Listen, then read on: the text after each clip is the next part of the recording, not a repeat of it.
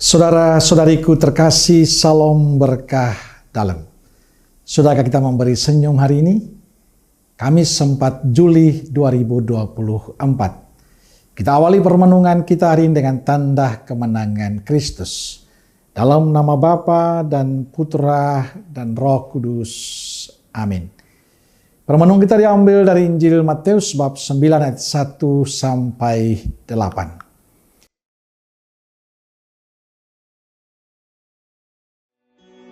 Sesudah itu naiklah Yesus ke dalam perahu, lalu menyeberang. Kemudian sampailah ia ke kotanya sendiri. Maka dibawa oranglah kepadanya seorang lumpuh yang terbaring di tempat tidurnya. Ketika Yesus melihat iman mereka, berkatalah ia kepada orang lumpuh itu, "Percayalah, hai anakku, dosamu sudah diampuni." Saya percaya, Tuhan. Maka berkatalah beberapa orang ahli Taurat dalam hatinya, "Ia menghujat Allah." Tetapi Yesus mengetahui pikiran mereka, lalu berkata, "Mengapa kamu memikirkan hal-hal yang jahat di dalam hatimu?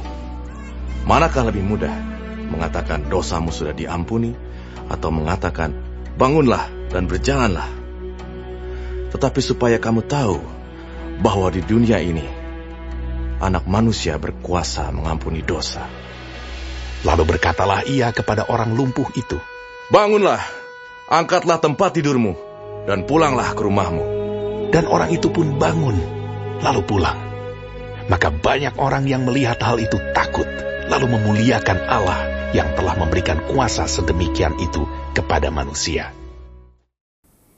Saudaraku terkasih, bacaan Injil hari ini tentang seorang lumpuh dibawa kepada Yesus.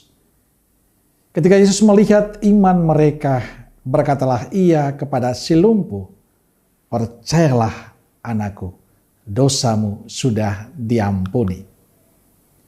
Yesus memberikan pengampunan dan kesembuhan pada yang lumpuh. Sikap baik Yesus dianggap aneh oleh orang-orang Farisi. Mereka menganggap tindakan baik Yesus itu adalah tindakan yang salah, sesuatu yang tidak benar. Menurut mereka, Yesus menghujat Allah. Saudaraku terkasih, bacaan Injil memberikan pencerahan bagi kita lewat sikap dan cara hidup Yesus. Ia begitu peduli pada mereka yang menderita dan mengalami kesulitan. Melihat orang yang lumpuh, orang yang sakit dan menderita, ia membantu membebaskan dan menyembuhkan. Yang menjadi fokus perhatian Yesus adalah keselamatan dan sukacita yang dapat diperoleh oleh mereka yang menderita. Ia berpihak pada yang sakit. Ia berpihak pada yang menderita. Ia berpihak pada yang lemah, yang tersingkirkan, dan selalu peduli pada mereka.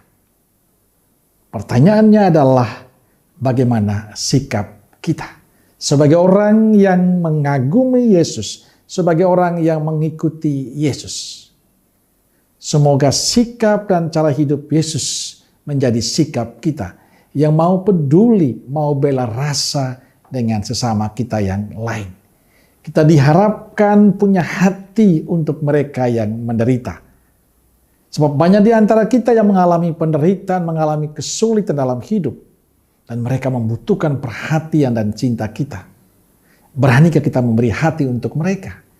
Beranikah kita melakukan sesuatu yang baik untuk mereka?